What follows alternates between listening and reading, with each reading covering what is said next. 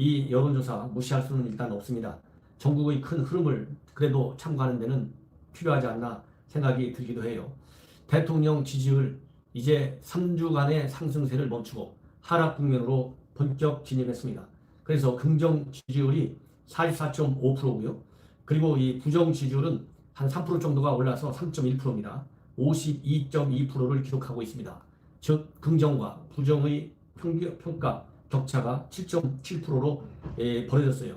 좀 세부적으로 본다면 중도층, 진보층, 보수층, 그 다음에 20, 30대, 60대 이상, 40, 50대 제외입니다. 부산, 경남, 호남, 서울, 충청 거의 대부분의 지역과 계층에서 하락했어요.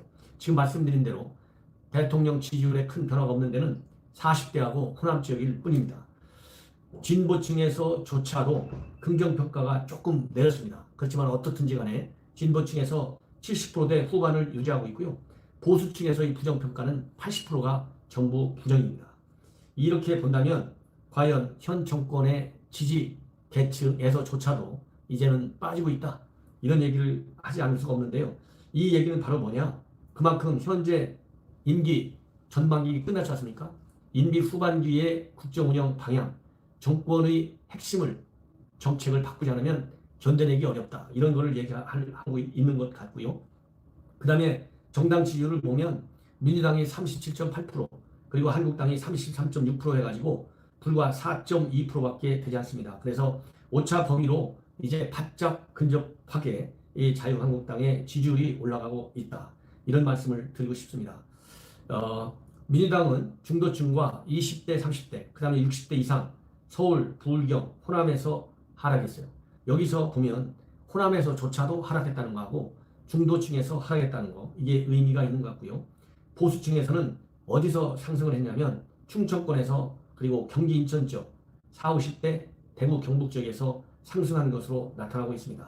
그리고 핵심 지지층인 진보층 지지도 지난번보다 1% 하락했다. 이거를 말씀을 드리고 싶습니다. 이 3주 동안의 내림세를 멈춘 것이 자유한국당인데 어디서 상승했냐면 중도층, 그리고 20, 30대에서 상승했고 서울과 PK, 그리고 호남과 충청권에서도 상승했어요. 여기서 호남의 상승률, 이거를 우리 자유한국당이 많이 참고를 해야 될 것 같습니다. 그리고 핵심 지지층인 보수층에서의 지지도 지난주보다 2% 정도가 하락해가지고 66.3에서 64.4%를 기록하고 있습니다. 그리고 이제 중요한 거 중도층의 변화가 궁금한데요. 중도층에서는 한국당이 지난주보다 6.3%가 상승해서 34.5%를 기록하면서 민주당 지지율인 31.8%보다 2.7%가 앞선 것으로 나타나고 있습니다. 여기에서 중요한 것은요, 뭐냐면 중도층에서는 우리 자유한국당에 대한 지지를 조금 높이고 있지만 자유한국당 내에 보수층에서는 지지율이 떨어지고 있다. 이거 어떻게 보면 상당히 상반적인 것 같지만 매우 중요한 우리 자유한국당에 대한 메시지다, 그렇게 봅니다. 이 얘기는 내 식구인, 즉 집도끼들이 한국당의 행태에 관해서 실망이 컸다 이거예요. 그러나 중도층은 그럼에도 불구하고 왜 한국당에 대한 지지율이 올라갔느냐, 이 얘기는 결국 한국당을 싫어하면 민주당을 좋아해야 될 거 아니겠어요? 근데 민주당 기가 막힌 거예요. 여러 가지 형태를 볼 때 제가 일일이 설명하지 않더라도 제 방송을 보시는 분들 충분히 이해하실 거예요.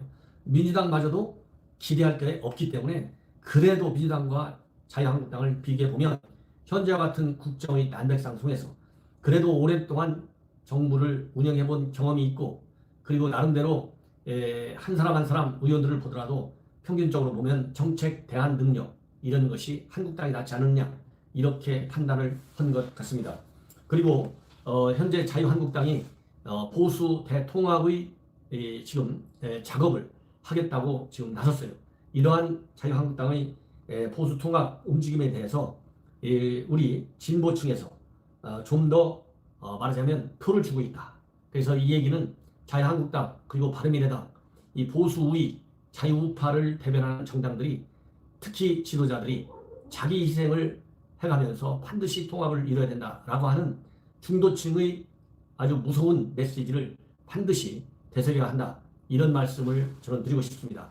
이러한 저의 판단에 비추어서 매우 의미심장한 여론조사 결과가 하나 나왔습니다. 우리 언론에서는 그렇게 많이 다루고 있지 않는데요. 의외로 KBS에서 조사한 내용이 보면 제가 말씀드린 대로 정부 여당에 대한 실망, 중도층이 얼마나 큽니까? 우리 애국 우파, 이 애국 우파 세력들, 자유 세력들의 민주당 정권에 대한 실망은 이미 말할 필요가 없잖아요. 80% 정도가 싫어하니까 우리 우파 자유한국당을 좋아하잖아요. 이런 거 볼 때 정말 이번에 KBS, 이게 어제입니다. KBS에 아침 일찍 방송하는 일요 진단이 있죠. 이 시청률은 한 2%에서 3% 정도 돼요. 그렇게 높은 시청률은 아니지만은 일요 진단에서 한국 리서치에 의뢰해가지고 조사한 내용에 보면 결국은 이 대한민국을 현 정부 여당이 어느 방향으로 끌고 갔는지 정말 여실히 나타나고 있어요. 과연 이게 KBS 맞는지 할 정도로 충격적인 여론조사입니다. KBS 워낙 형편없는 방송을 하다 보니까 요즘은 시청하는 사람이 거의 없어요. 예, 그리고 우리 자유한국당에서는 이미 오래전에 KBS 시청료 납부 거부 캠페인을 벌인 바 있습니다. 더군다나 이 KBS 사장이 온 이후로 노조 지나치게 노조 일변도 노조에 딱 장악된 방송만 하고 있고, 그러다 보니까 정부 여권의 앞장서는 그야말로 홍위병 역할을 하는 방송으로 타락했어요. 이런 타락한 KBS인데 최근에 들어와서 그나마 양식이 있는 언론 기관으로 좀 달라지는 게 아니냐, 이런 생각을 해볼 수 있는 기회가 몇 번 있었어요. 제일 큰 기회가 바로 조국 사태 때입니다. 조국 사태 때 KBS에서 조국의 여러 가지 가족의 의혹들, 그래도 나름대로 독자적으로 취재해서 방송을 하려고 노력을 했고요. 그 다음에 유시민과의 일전도 망설이지 않고 했고, 그래서 나름대로 요즘은 그래도 숨쉴 좀 여유를 찾으려고 노력하는 것 같다라고 하는 생각이 드는데, 이것은 아직 공정방송이라고 하는, 그리고 국민의 세금을 받아서 수신료를 받아갖고 운영하는 국민방송의 성격에 비춰볼 때는 아직도 갈 길이 멀다. 제가 보기에는 이제 한 1% 정도 정신을 차리지 않았을까, 이렇게 생각이 듭니다. 자, 그렇다 본다면 이 일요 라이브입니다. 일요 진단 라이브가 한국 리서치에 의뢰해서 조사한 내용인데요. 현 정권의 가장 중요한 정책이 뭡니까? 경제적으로는 소득 주도 성장이고, 그리고 안보적으로는 한반도 평화 프로세스고, 그 다음에 또 중요한 거 하나 있죠. 과거 우리 보수당 정부 적폐청산이라는 이름으로 많은 수사를 했어요. 그래갖고 전직 대통령, 대법원장, 국정원장 모조리 다 영창에 보내버렸어요. 이런 적폐 수사, 이런 거를 물어봤는데요. 여러분들 놀라지 마십시오. 이 민심의 흐름이 그나마 이 KBS 일요진단 라이브, 한국 리서치, 조금 리얼미터라든가 한국 기업보다는 나은 것 같습니다. 한반도 평화 프로세스와 관련해가지고는요, 이거 성과 못 내고 있다. 이것이 무려 56%입니다. 나름대로 성과됐다. 긍정평가는 39%에 불과해요. 그래서 무려 편차가 17%나 됩니다. 그러니까 우리 국민한테 물어보면 10명 중에 한 6명 정도가 이 비핵화를 위한, 북한 핵 폐기를 위한 한반도 평화 프로세스 정책 맞는 거야? 아니야, 잘못됐어. 이렇게 얘기하는 거예요. 시청자 여러분 생각해 보십시오. 금년도 들어와서 김정은이가 보여준 게 뭡니까? 5월부터 10월 초까지 초대형 방사포, 그 다음에 북한판 이스칸데르, 그 다음에 북한판 에이테킴스 미사일, 그 다음에 초대형 구경 조정 방사포, 이러한 신형 무기들을 김정은이가 몰래 앞에서는 협상하는 척하고 뒤에서 이런 무기들을 만들어냈어요. 이러다 보니까 현 정부는 또 어떻게 대접을 받습니까? 김정은이가 정말 얼마나 무시하고 이제 무시를 넘어서서 아예 대화 상대로 인정을 하지 않고 있지 않습니까? 이러다 보니까 점수 딸 리가 없죠. 그래서 10명 중에 6명 정도가 잘못하고 있다. 별로 성과를 내지 못한다가 31%, 전혀 성과를 내지 못한다가 무려 25%예요. 56%. 그리고 성과를 매우 낸다 8%. 그러니까 전혀 못 낸다고 매우 낸다가 서로 상반되는데 25대 8이니까요. 19%가 확실하게 현 정권의 한반도 평화 프로세스에 대해서 지금 반대하고 있는 겁니다. 이래서 제가 말씀드린 대로 우리 자유한국당이 만든 민평론, 자유와 평화를 통해서 G5 국가에 도전한다고 하는 민평론, 그걸 보시면 현 정권의 한반도 평화 프로세스 정책 얼마나 잘못됐는지 충분히 알 수 있습니다. 문재인 대통령이 이 민평론 책자 좀 보내달라고 어제 만찬해동 씨 얘기했다고 합니다. 제발 책을 꼭 읽어주시고 정책에 반영해 줄 것을 당부드립니다. 그 다음에 경제하면 여러분들 뭡니까? 경제하면 소득 주도 성장 정책이잖아요. 소득 주도 성장 정책 잘못됐다. 이게 59%. 그리고 성과를 내고 있다. 37%. 무려 22%의 국민들이 압도적으로 소득 주도 정책 잘못됐다 이렇게 인식하고 있어요. 최저임금 등 소득 주도 정책에 대해서 대체적으로 잘못됐다 30%인데요. 이걸 나눠보면 매우 성과를 내고 있다는 6%, 대체로 성과를 낸다는 30%예요. 그런데 별로 성과를 내지 못한다. 이게 무려 33%입니다.